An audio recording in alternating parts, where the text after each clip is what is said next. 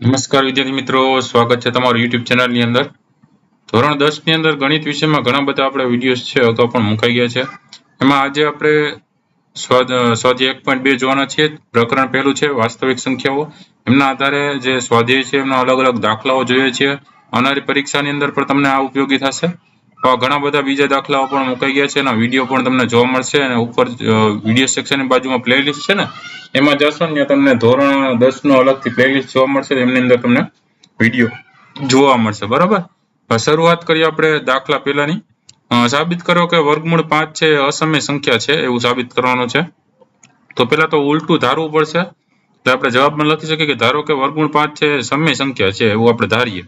આથી જો સમય સંખ્યા હોય તો આપણને પરસ્પર અવિભાજ્ય પૂર્ણાંકો a અને b એવા મળે ને કે જેથી વર્ગમૂળ 5 બરાબર એના છેદમાં b, એટલે કે એનો અપૂર્ણાંક આપણે લઈ શકીએ. બરાબર, હવે બંને બાજુ એનો વર્ગ કરીએ છીએ.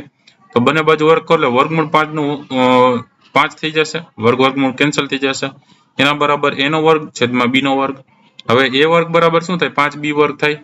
આમ એનો મતલબ એવો થયો કે 5 છે ને, 5 એનો વર્ગનો અવયવ છે એમ કહી શકીએ.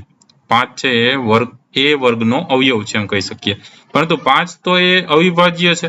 5 તો કેવો છે? અવિભાજ્ય હોવાથી પ્રમેય 1.3 મુજબ 5 છે એ એનો પણ અવયવ છે.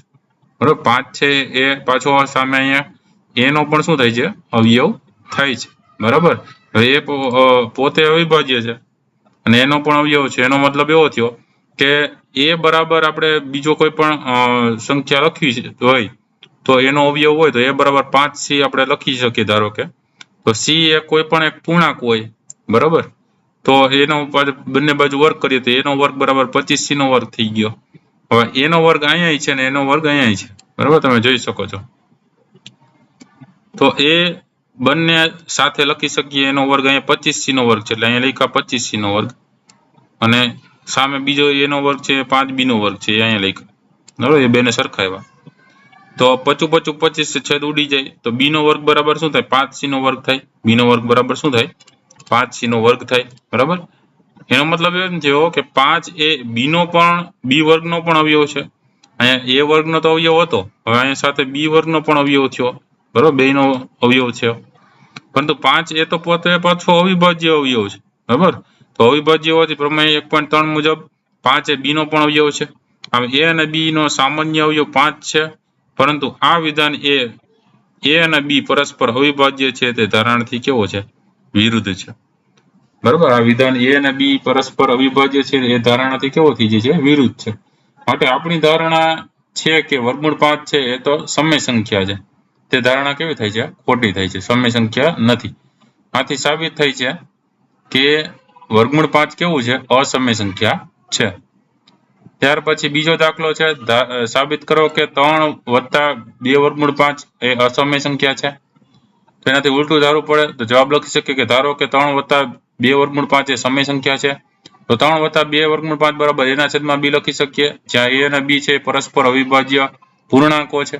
બરાબર, હવે 3 + 2 વર્ગમૂળ 5 બરાબર એના છેદમાં b છે, તો એમાં 2 વર્ગમૂળ 5 બરાબર એના છેદમાં b - 3 લખી શકીએ. હવે 2 વર્ગમૂળ 5 અહીંયા લસા લઈએ, એના બરાબર a - 3b ના છેદમાં b થશે, અને 2 છે સામે ક્યાં જશે? છેદમાં જશે. તો વર્ગમૂળ 5 બરાબર a - 3b છેદમાં 2b થશે.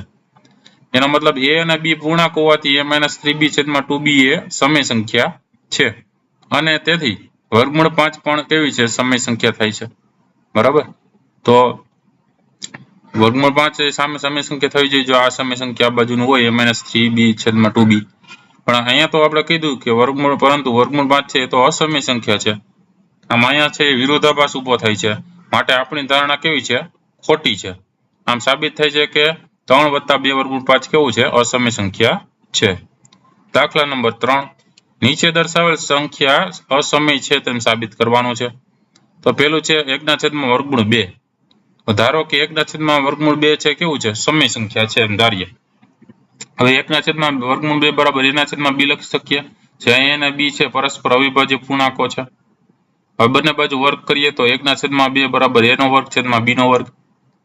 તો અહીંયા સામે b નો વર્ગ જશે ને અહીંયા 2 સામે જશે એટલે b વર્ગ બરાબર 2a વર્ગ થશે. એનો મતલબ એ થયો કે 2a b નો વર્ગનો અવયવ છે. 2 કેવો છે તો કે b વર્ગનો અવયવ છે, પરંતુ 2a છે એ અવિભાજ્ય અવયવ હોવાથી પ્રમેય 1.3 મુજબ 2a b નો પણ કેવો છે અવયવ છે. ધારો કે હવે b બરાબર આપણે 2c ધારીએ છીએ, જ્યાં c છે એ કોઈ પણ પૂર્ણાંક હોય, બરાબર. b ની જગ્યાએ 2c મૂકી દઈએ તો b વર્ગ બરાબર શું થઈ જાય, 4c નો વર્ગ થઈ જશે, બરાબર. અને અહીંયા b નો વર્ગ 4c નો વર્ગ મળ્યો અને અહીંયા b નો વર્ગ 2a નો વર્ગ મળ્યો. એ બેને સરખાવીએ તો 4c નો વર્ગ બરાબર 2a નો વર્ગ એમ લખી શકીએ ને, બંનેને સરખાવીએ b વર્ગ બરાબર. હવે 4c નો વર્ગ બરાબર 2a નો વર્ગ આપણે લખી શકીએ, 2 2 4 છેદ ઉડી જાય એટલે 2c વર્ગ બરાબર a વર્ગ, એટલે a વર્ગ બરાબર 2c વર્ગ લખી શકીએ. આમ 2a વર્ગનો પણ અવયવ છે તો b નો પણ અવયવ હતો, b વર્ગનો પણ અવયવ હતો અને a વર્ગનો પણ અવયવ છે, પરંતુ 2 છે એ કેવી છે, અવિભાજ્ય સંખ્યા હોવાથી પ્રમેય 1.3 મુજબ 2a નો પણ અવયવ થાય. આમ a અને b નો સામાન્ય અવયવ તો 2 મળે છે. આથી a અને b પરસ્પર અવિભાજ્ય નથી, બરાબર, ભાગી શકાય નહીં. બેનો સામાન્ય અવયવ 2 તો મળ્યો, માટે આપણી ધારણા કેવી થાય છે, ખોટી થાય છે. આમ સાબિત થાય છે કે 1/2 છે એ કેવી છે, અસમય સંખ્યા છે. એની અંદર જ બીજું આપ્યું છે 7/5.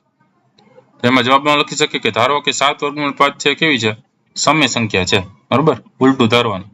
તો 7/5 બરાબર a/b, જે a અને b છે પરસ્પર કેવા છે, અવિભાજ્ય પૂર્ણાંકો છે એમ લખી શકીએ. હવે √5 ને કરતા બનાવો તો a/7b થઈ જશે. હવે a, b અને 7 એ પૂર્ણાંકો હોવાથી a/7b છે એ તો સમય સંખ્યા કહેવાય છે, પરંતુ સામે √5 છે એ સમય સંખ્યા થવી જોઈએ, પરંતુ √5 છે એ તો કેવી છે, અસમય સંખ્યા છે. આમ અહીંયા પણ વિરોધાભાસ ઉભો થાય છે, માટે આપણી ધારણા કેવી છે, ખોટી છે. આમ સાબિત થાય છે કે 7/5 છે કેવું છે, અસમય સંખ્યા છે. પછી ત્રીજું છે 6 + √2. તો ધારો કે 6 + √2 છે કે એવું છે, સમય સંખ્યા છે. તો 6 + √2 બરાબર a/b લખી શકીએ, જ્યાં a અને b પરસ્પર અવિભાજ્ય પૂર્ણાંકો છે. હવે √2 બરાબર a/b - 6 થશે. તો √2 બરાબર અહીં લસા લઈએ તો a - 6b/b થાય. હવે a, b અને 6 એ પૂર્ણાંકો હોવાથી a - 6b/b એ સમય સંખ્યા થવી જોઈએ, અને સામે √2 છે એ પણ સમય સંખ્યા થવી જોઈએ, પરંતુ √2 તો કેવી છે, અસમય સંખ્યા છે. આમ અહીંયા પણ વિરોધાભાસ ઉભો થાય છે, માટે આપણી ધારણા કેવી છે, ખોટી છે. આમ સાબિત થાય છે કે 6 + √2 કેવું છે, અસમય સંખ્યા છે. તો આ અલગ અલગ દાખલાઓ. વિડીયો ગમ્યો તો લાઈક કરજો, તમારા મિત્રો પણ વિડીયો શેર કરજો. સાથે ચેનલને સબસ્ક્રાઇબ ન કરી તો ચેનલને સબસ્ક્રાઇબ કરી લેજો. નવા વિડીયોઝ મુકાતા રહેશે. ફરી પાછા નવા વિડીયો સાથે મળીએ. ત્યાં સુધી ન જોયેલા વિડીયોઝ જોઈ લેજો પ્લેલિસ્ટમાં જઈને. ફરી પાછા નવા વિડીયો સાથે મળીએ છીએ. તો જોતા રહેજો, જ્ઞાનમાં વધારો કરતા રહેજો. Thank you very much and take care.